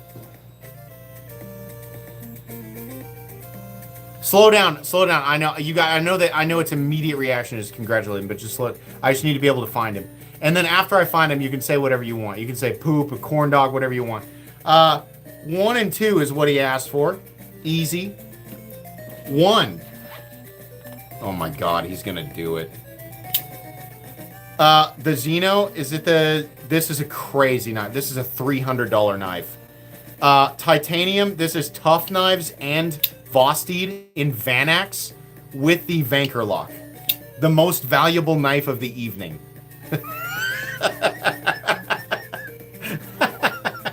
Congrats. Okay, so his second knife, which is also alarmingly heavy. God damn it, he got both premium knives in the first freaking pull. This is... This guy just won $500 worth of knives. It's the super shiny. I don't know what the finish is on this, but it's awesome. But this is the KB. I forget what it is. I think it's M390. Titanium frame lock is crazy smooth. It's a really nice knife. And I forget what they charge for that, 200 something. That was a massive win, dude. I put 2 premiums in there. So knowing this, the second group, I'm going to have to switch one out because the second winner is going to win 2 of the same knife, which I don't want to do. I was hoping that this would be one person gets one, the other person gets the other one, but it didn't work that way, so I'm going to have to rig it, probably with a premium knife, just to be good. All right, so you get your spin, potentially for a third premium. All you have to do is say go, and I'll spin it. He said, my bad. My bad for winning all the good stuff. That's funny. Those are 2 killer wins, man. Go.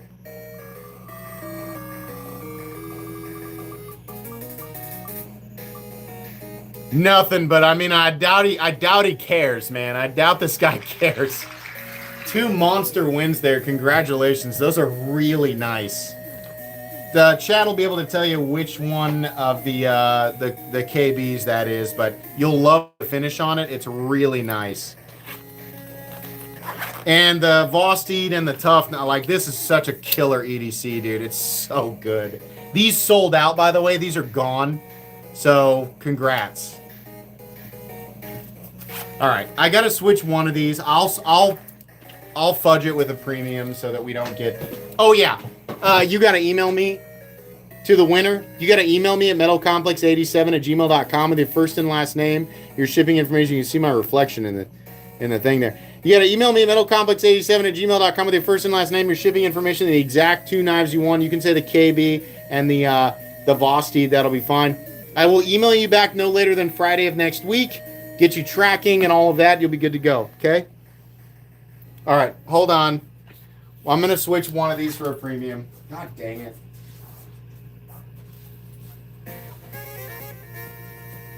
Hold on. Both of these are identical, so I probably should have known it was 50-50 that was going to happen.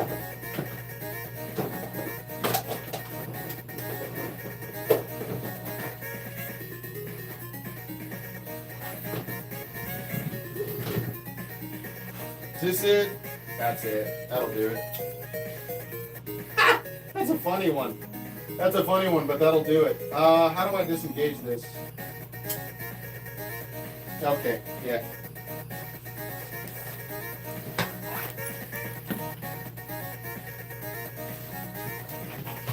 I'd have to wait a whole year to give that one away. I'll just give it away tonight. I'll just let you know it's a Christmas-themed knife, but it's pretty cool. All right. Second winner. Pick new. Second winner, here we go.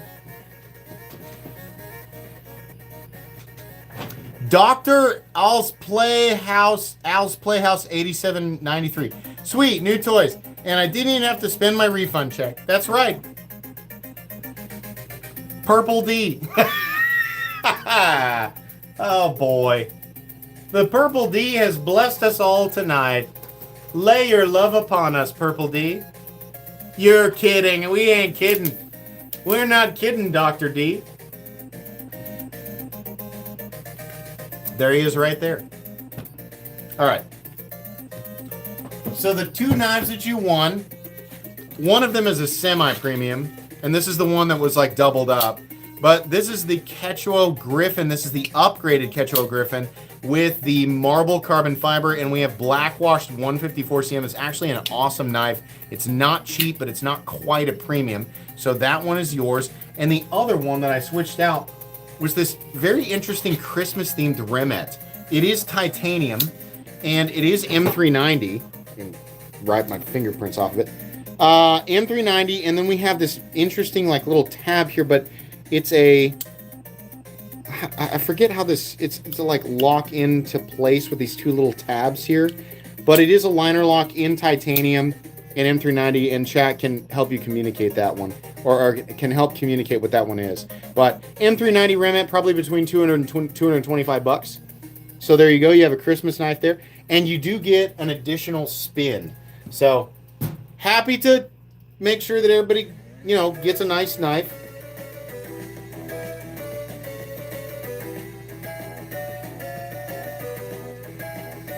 Okay, let's refresh that so it starts moving. There we go. Okay, it's moving. All you have to do is say go.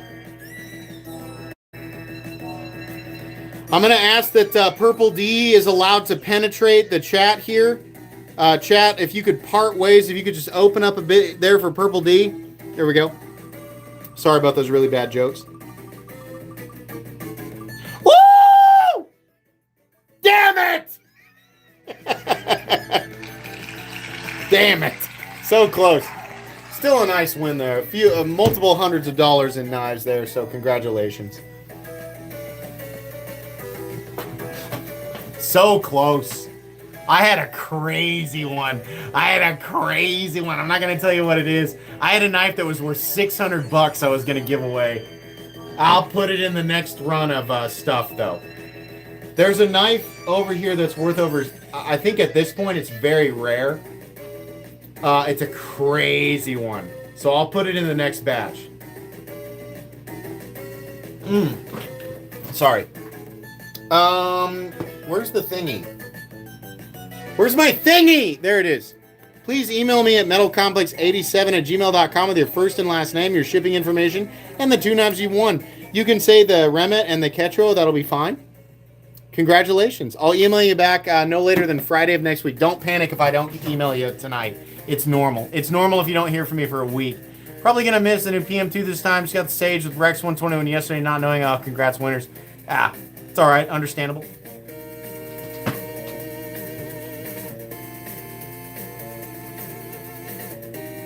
Why does Demco love OS 10 so much? I'm going to guess because it's cheap. OS 10 is an okay steel. It's not a bad steel, but it's not a good steel. What makes that knife good is the fact that it's a Demco, and Demco knows that.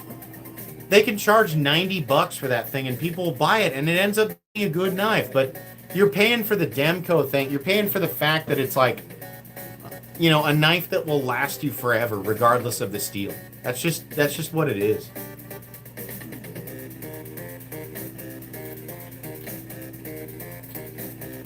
The new PM2 is the Blade HQ exclusive in Magnica and diamond textured. You can't really see it, but it's diamond textured natural. It's about the perfect PM2. You can still buy this. I have a link for Blade HQ in my description. If you would use that before you decide to buy it, that'd be great. If you decide not to do that, that's also okay. But it is basically the ultimate PM2.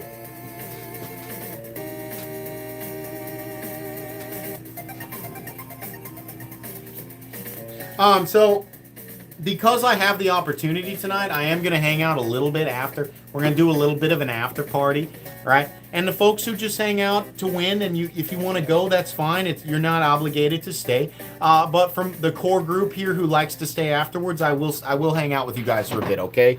Let me go pee. I have to go pee, okay?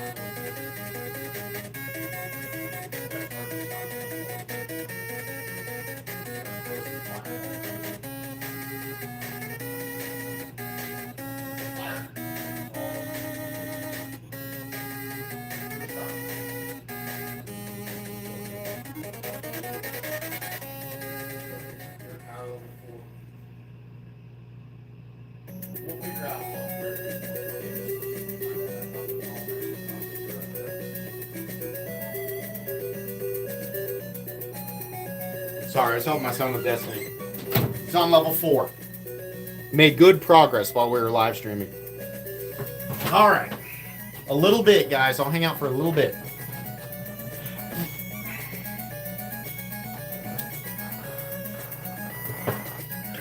You're going to keep the Natural Jade PM2. You seem pretty high on it.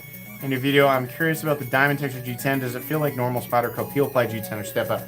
I like it more. I like the texturing more. It's hard to see because it's the natural, but there's more grip, but it's not like uncomfortable. I've got a weird thing with texture, so let me lay this, let me give you some context to how I'm judging it.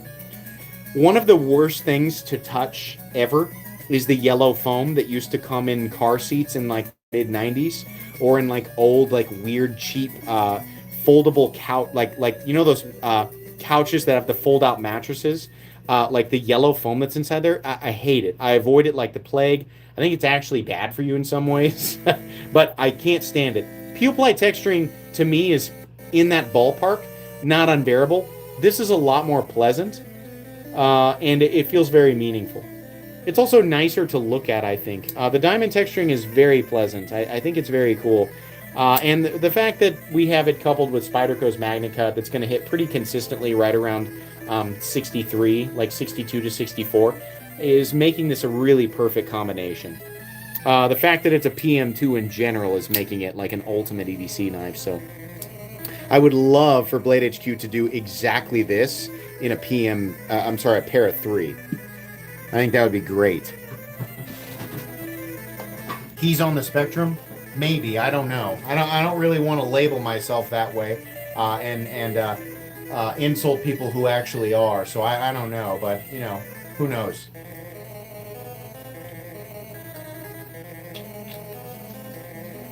Yeah, pickle jokes ahoy.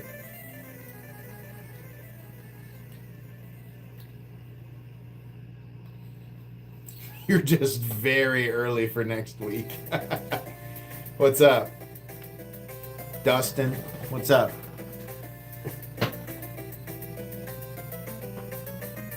I can verify not rigged. It's not a good look, Bruce. You being the one guy who won 3 times over the last... How long have I been live streaming? 7 years?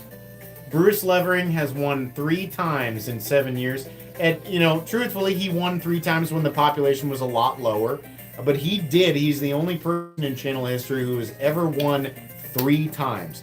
And that's RNG. That's luck of the draw. Sometimes it goes that way. Goku, for example, a big friend of the channel, a huge close friend of the channel, has entered over 160 times and has never won.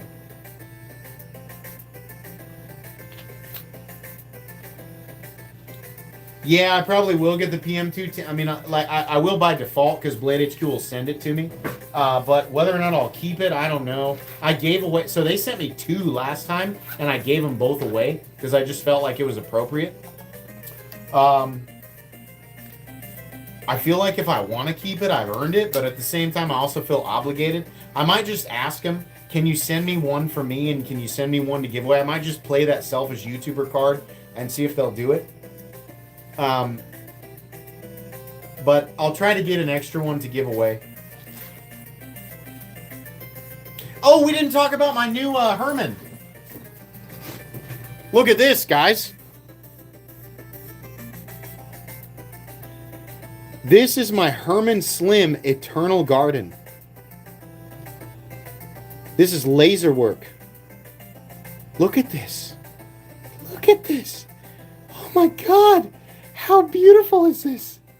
Oh my God, it's so gorgeous. But wait, there's more. They freaking mirror polished it. Oh my God, look at the texturing on the blade. Look at my face. Look at my face. Yay. Wow, that's a super cool knife. Oh boy. Yeah. It's so nice. It's so nice. Oh my God. It's gorgeous.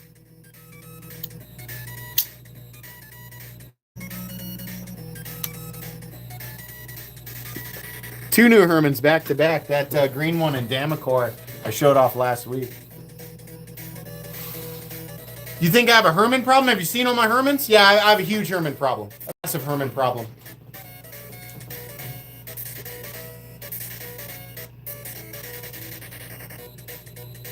Well, please tell me what Spy 27 is. I'm a noob when it comes to Spyderco. No problem. Spy 27 is a proprietary steel that is actually produced, I think it was actually produced through Crucible originally. It's a CPM Spy 27 that was made specifically for Spyderco. The blade steel that it is closest to is CPM S45VN, which is a blade steel that is made specifically for pocket knives. So basically what you have here is a company that is very hardcore, tool-oriented, that's known for great geometry, known for heat treating their steel properly, that has made their own steel, that very, very much not replicates, but it's very similar to CPM S45VN, which is an evolution of CPM S35VN. S35VN is one of only a handful of steels that is actually made for pocket knives. So, to cut that back short, really great company takes a good steel that's based on an already good steel but better and makes their own version of it. CPM Spy 27 is good to go. It's not exactly the same thing as S45VN, but that's what you're looking at basically. When is the PM2 Tanto coming out? I don't know, you have to ask Blade HQ.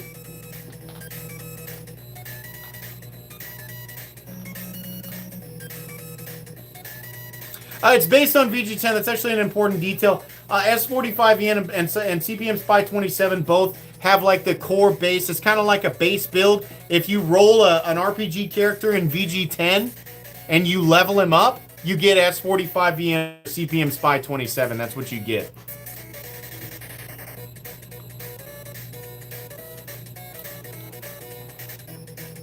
Meerkat Spy 27 win? I don't know. I'll see if I can get my hands on that. I'll screenshot that and see, okay? Thoughts on the Thai Manu? The Kickstarter ends tomorrow and I'm a backer. I don't want to waste my time. I actually don't know. I actually don't know what that is, and I'm really sorry because you paid for that comment. I wish I had information on that. I'm sorry that I don't. But thank you for your donation. When are you going to see the Darkfire? Very soon. I think his release is March to April. And let me tell you guys, you need to be nose and ears to the ground.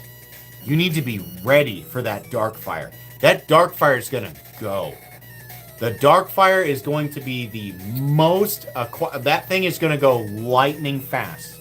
I do not have an affiliate link for the Darkfire. I am not hyping it up for affiliate revenue. I make zero money if you buy the Darkfire. I'm trying to be honest and fair to the people who are here asking about it. If you want that thing, you got to be ready to go. It's going to go. I hyped it up, but it's also pretty hype. Like, you just got to be ready, okay? Normal production PM2 is now S45VN, which is weird. It's weird that that's a marketing... Spyderco definitely reserved their own proprietary steel to, like, label it as an upgrade. Or, like, a special variation of their... It's like a variation of their production stuff. So, I mean, like, from a business standpoint, I think I understand what they're doing. They release the base variations in their base US their US evergreens from Golden Colorado and S45VN, and then offer alternate variations in Spy 27 for people who want to feel special and sparkly. I think that that's actually a pretty smart move, but it's essentially the same thing. The truth is, guys, if you buy a Spyderco, save for the H1 shit and some of their Chinese stuff, if you buy a Spyderco, it's going to be a performer. And you know what? That's even kind of a lie. You could buy the Tenacious in freaking 8CR 13 MOV for 90 bucks or whatever it is now. Even the Tenacious is such a Sorry, I almost said the F word. The Tenacious, the overpriced 8CR 13 MOV Tenacious will probably outperform the vast majority of budget cutlery. That's just the truth. And it's because of Spyderco's superior geometry and the fact that they'll even heat treat their basic crappy steels really well. Spyderco is that good. They're that guy. That's who they are. Watch parts ordered, was working on the movement dial hands last night. It'll be a better. Oh, Brandon! Oh, I can't wait. So Brandon's making me a custom build Seiko, and we are doing Marine Master 200. No, we're doing the Sumo. We're doing a Sumo-esque with a hint of Marine Master 200. Is that what we're doing? Ken Onion, a big idea design club. Okay, I'll screenshot that and look it up. Thank you very much. Thanks for your donation. Is that what we're doing? We're doing a Sumo with a hint of Marine Master 200. It's like, this is a really interesting guy that offered to do something fun. I'm going to reciprocate with a really nice knife. That's what we're going to do. He just reached out and offered a Seiko build, and I'm a big Seiko fan. I thought the custom builds are really cool. I'd rather do it with somebody that I can communicate with rather than just buying randomly online. I'm wearing a Seiko tonight. I'm wearing my the LX SNR 029, an absurdly expensive Seiko, but it's one of my favorite watches ever. The SNR 029, 45, big old chunky meaty boy. Has the spring drive in it. It's absolutely wonderful. Titanium band. I love this. It's my favorite part. Watch this, guys. Is your wrist, feeling a little chunky? All you do is you just kick up here and click, click, click. We just ratchet it out. Oh, there we go. Now it's a little loose now, but we get it where we want. You see? We ratchet. Oh, that's nice. Right there. That's good. Here we go. SNR 029. What a gorgeous watch. Absolutely stunning.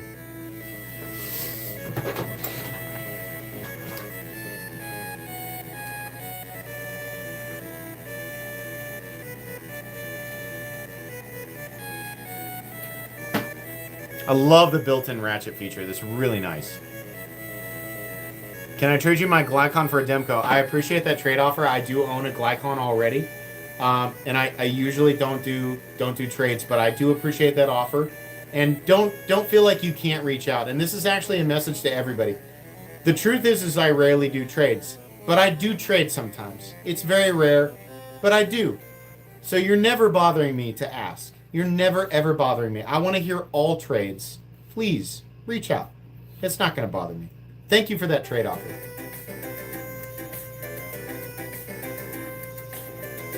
I get so many emails from people saying, sorry to bother you. You don't have to do that. Yesterday alone, I got 12 emails from people saying, sorry to bother you. You are not bothering me.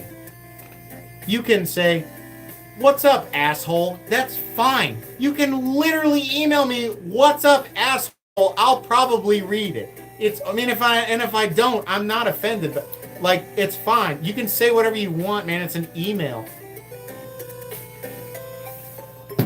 You're never bothering me. I'm never, unless you're just some Reddit asshat. If you're just wanting to chat it up or just leave a comment or tell me, anything. You want to tell me it's your dog's birthday? That's fine. I might not respond. I might not see it, but it's fine. You're not bothering me.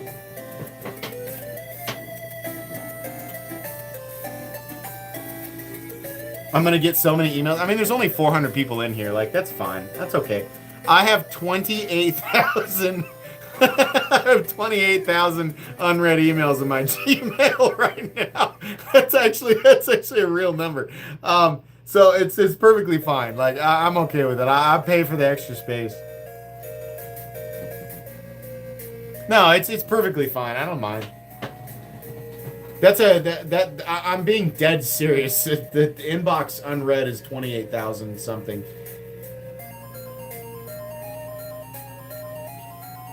So let me give you the meat of that. It is a $6,000 watch. I actually got on Joma Shop, and I picked this up from a buyer. I actually talked to the guy. It was really nice. He was from New York, and he's a watch collector. And we chatted actually for a bit. He showed me his collection. He said, I love the SNR 029. I just bought it. It's too big for my wrist. I wanted a 45. I thought it looked really cool. I got really obsessed with big chunky watches. And the SNR 029 made me realize, even though it is lightweight, it's too big for my wrist. And I said, I have a right around an 8-inch wrist, and I actually really love that watch. And he had it listed for $49.50, and I offered him 48.50 and he took it. So I actually got this watch for 48.50. Now I don't know what it goes for now, but I was really happy to pay 48.50 for it. This was a long time ago. I acquired this watch a while back. So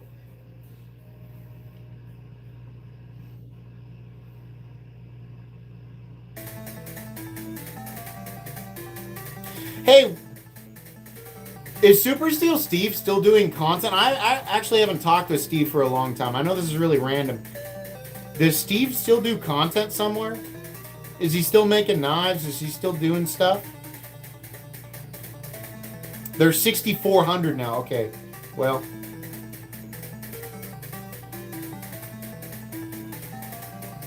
he is not a nut. Listen. I've had extensive conversations with Steve. Steve is not a nutcase. I think Steve likes to get hyped up when he talks, online. I think he likes to, put on a show, as do I. I mean, I ham it up. If you watch my shorts, I do too.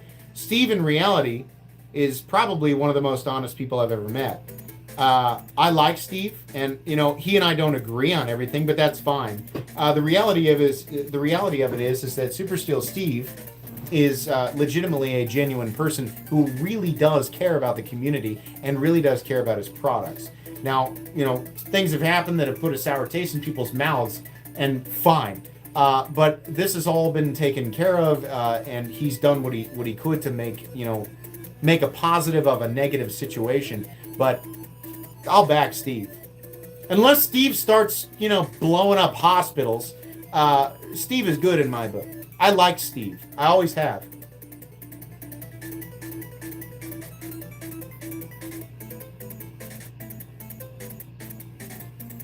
Yeah, Steve's an awesome dude.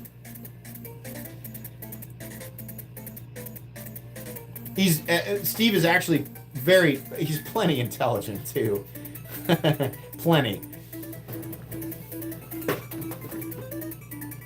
If Steve and I took a back-to-back IQ test, because I did this, I took a 2.5-hour IQ test, and I talked about this. I'm not even talking about that. The end result of the IQ test was a 124, and I am skeptical of it because the majority of the test was pattern recognition, and I'm not sure how valid pattern recognition is when determining an IQ. So I'm a little shaky on whether or not they scored me a little high there, but I bet Steve would score higher on an IQ test than I would.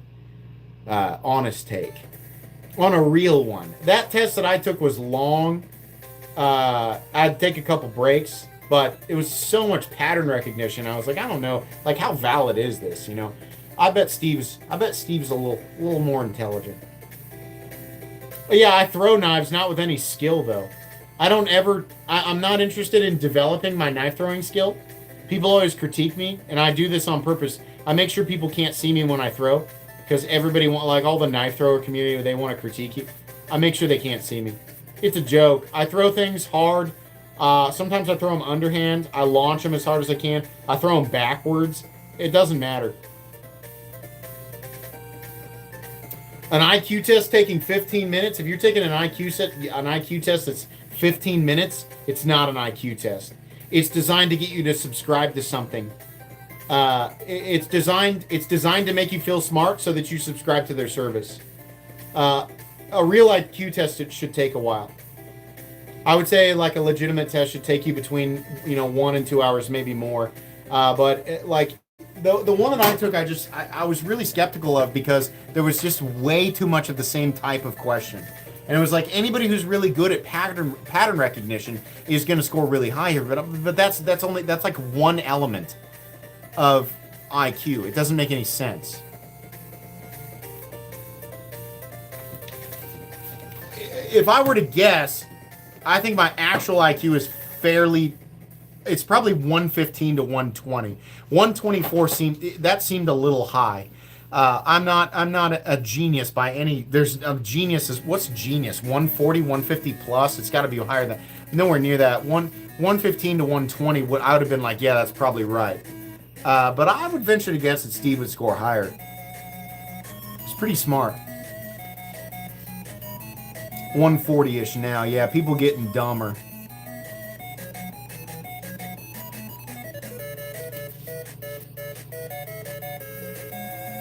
I bet Taylor's IQ is probably higher than mine as well.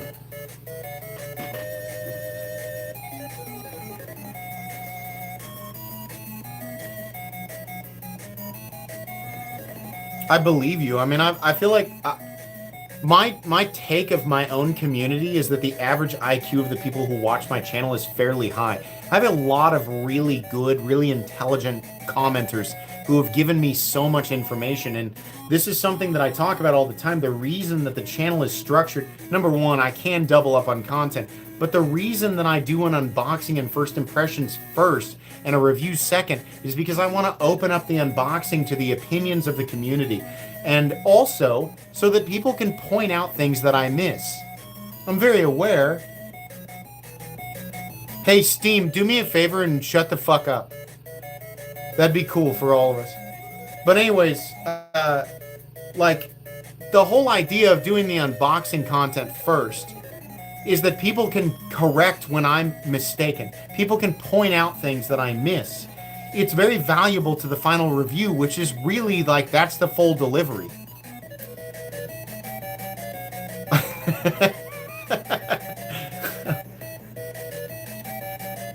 This is a random dude on meth.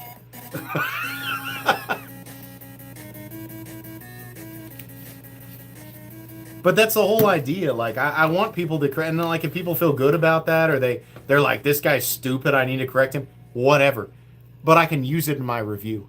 If the final review, the whole idea of the final review is to give everybody the most accurate information, that's what people are basing their purchase on. They're deciding whether or not they want to purchase the knife a lot of times on the review. Even, it doesn't matter that review doesn't get a lot of views. A lot of people who are super serious about buying the knife, they might actually watch the review. I want as much information as possible. I might as well use my own community as a hive mind and point out things that I miss. That's part of the reason for the unboxings.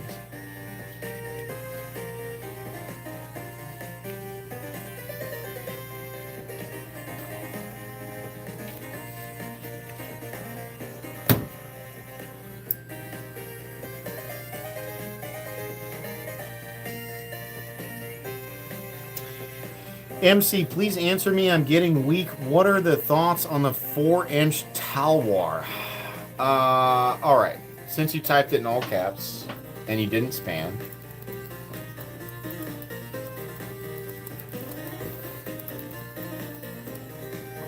hold on. So this is the classic, the cold steel Talwar in the 4-inch plane. $172 in S35 yen. I think the price is good. And this is a triad lock, presumably. The Talwar is that classic, I don't like it blade shape, but it's also the classic, very useful, very ergonomic blade shape. I am not a fan of the S curvature, the Sienkiewicz curvature. I'm not a fan generally of upswept tips, of Persian or trailing point blades. This is, even though I think it has a straight back, it kind of, with the overall curvature, it kind of looks like that. It's not the most beautiful looking knife. It's probably a super functional knife. And honestly, I think they have a pretty good price tag on it, even off of Cold Steel's website. That is most likely a Taiwan made knife. Yeah. Wait. Almost certainly Taiwan made. I think it looks pretty good.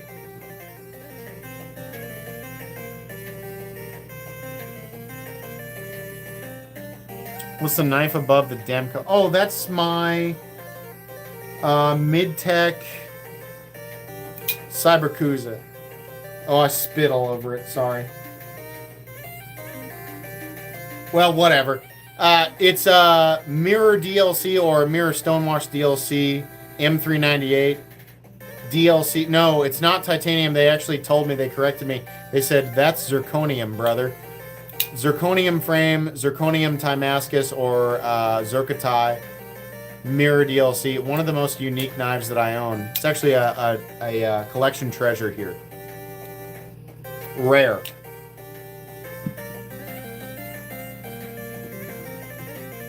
Fingerprint magnet for sure.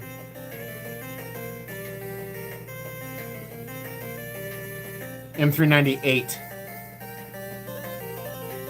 Bowler M398, aka CPM S125V, is the fair equivalent. It's not identical, but CPM S125V is basically the equivalent. Is it sharp? Yeah, let's cut with it. That's Poikilo and Task.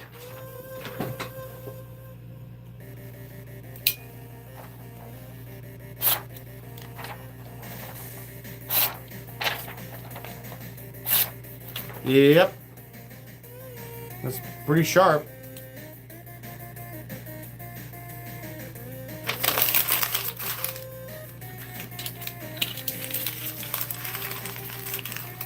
M398 is a chippy, yeah. So I think, so Poikilo was hitting their M398 a little low, and I talked to them about this, and they actually bumped it up.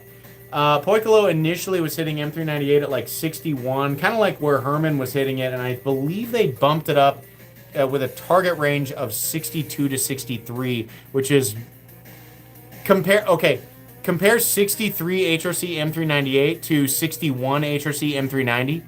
61 HRC M390 is pretty good. 63 HRC M398 will blow the doors off of it. It'll make a joke of it. I believe that's where Poikilo is hitting now, is 62, 63. M398 can actually, there are, you know, like companies who will hit it at 64.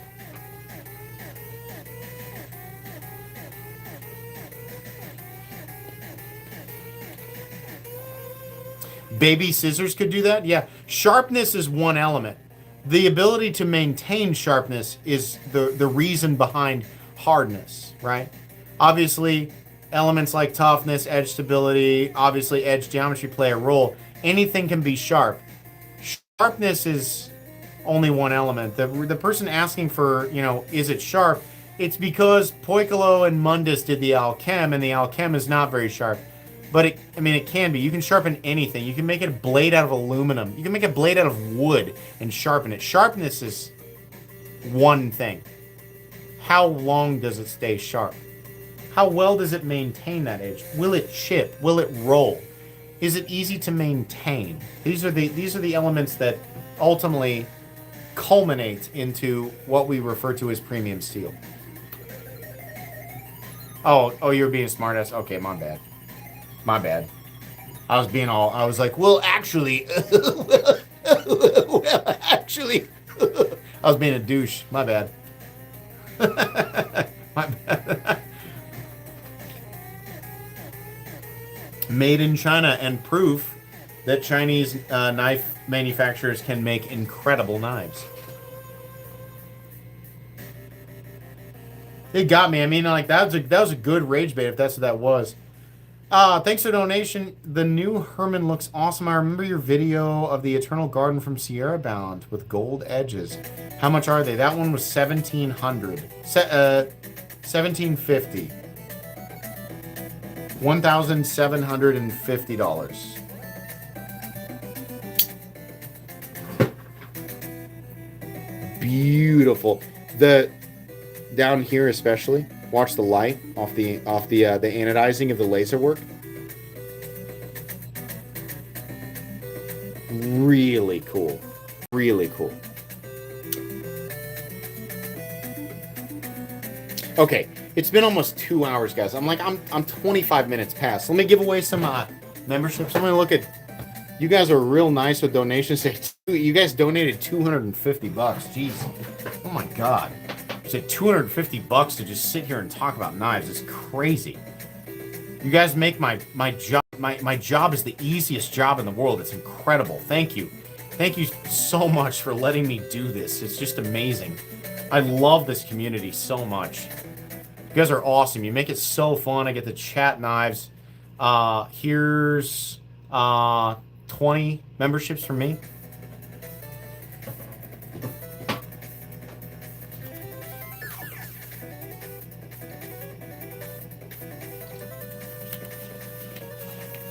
Thank you, guys. I love my job. I love this. It is a busy job. Like, I know it's like, oh, YouTuber talking about his, hard his job is. It's not a hard job. It's a time-consuming job. I do work 8 hours, sometimes, 10 hours a day. But Monday through Friday, I do take weekends off. And I manage multiple social media accounts. And it's a lot of work, but it's fun work. It's easy work. It's time consuming. It's not difficult. But I really appreciate you guys letting me do this. It's awesome. Thank you to the people who hung out with me just for fun tonight. It was so fun. Could Minecraft sword be sharp, though? You mean the diamond sword? I mean, I think theoretically, yeah. If you make a sharp diamond sword, it just wouldn't be very tough. Diamond is brittle. Toughness, minimum. Maximum edge retention, minimum toughness. Impossible to resharpen. All right. Thank you guys so much. What a wonderful evening. I hope you all sincerely have an excellent evening. A very a blissful evening, if you will. Thanks so much for watching. Subscribe, all that, etc. I have to repeat what I said because my outro is the same. Thanks so much for watching. I hope you all have an excellent rest of your Friday evening and an excellent rest of your weekend. Bye.